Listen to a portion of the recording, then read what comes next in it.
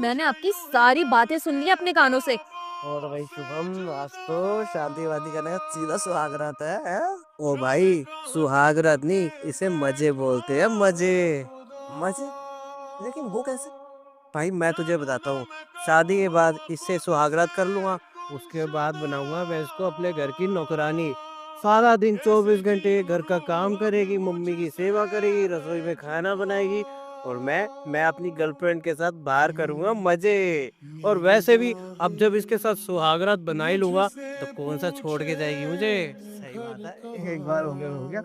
और लेकिन ध्यान ध्यान से, कुछ पता लग जाए किसी को कुछ। अरे किसी को कुछ नहीं पता चलेगा। तेरे भाई के पास मास्टर प्लान है। अरे वाह मेरी जान, ये वाला प्लान मेरे को भी चाहिए मेरी शादी के अंदर। ठीक है, डन है भाई, तुझे बता दूंगा मैं। इसी वजह से मैंने भाभी को मम्मी के पास भेज दिया, ये बहाना मार के कि भाभी को कुछ बात करनी है। समझे आप? आपको शर्म नहीं आती भैया? हाँ, अरे भाभी भी तो अपना घर छोड़ के आई है, वो भी सिर्फ आपके लिए। और आप क्या कर रहे हो? आप उनके बारे में इतना घटिया सोच रहे हो? भैया आपको शर्म आनी चाहिए। मुझे तो ये समझ नहीं आ रहा कि कोई अपनी ही बीवी के लिए इतना गंदा कैसे सोच सकता है।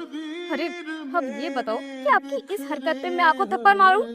अब मुझे आप ही बताओ, क्या किया जाए आपके साथ? हाँ, अरे मुझे तो घिन आती है आपको अपना भाई कहते हुए। जब से मैंने ये सुना है ना कि आप भाभी के बारे में इतना गंदा सोचते हो, सच में मेरी तो शर्म से सिर झुक गया है। अब आप बताइए, आप क्या करेंगे? आप वही कर लीजिए ना जो भाभी के साथ आप करने वाले हैं। आप मेरे साथ भी वही कर लीजिए।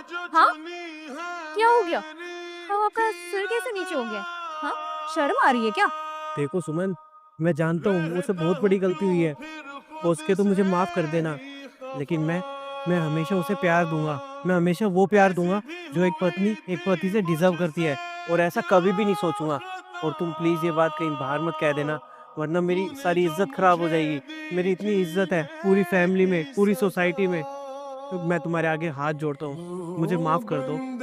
गलती तो आपने की है, वो भी बहुत बड़ी। और इस गलती के लिए आपको माफी तो मांगनी ही पड़ेगी। और आप मुझे एक बात बताइए, ये जो आप अपनी बीवी के बारे में इस तरह से सोच रहे थे, अगर कल को कोई आपकी बहन के साथ करता तो आपको कैसा लगता?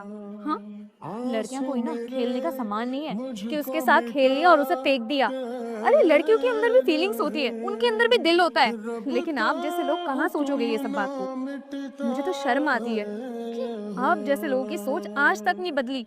देश इतना आगे बढ़ गया है, लेकिन आप जैसे लोग, आप लोगों की वजह से ही लड़कियां इतनी ज्यादा अनसेफ होती है। भैया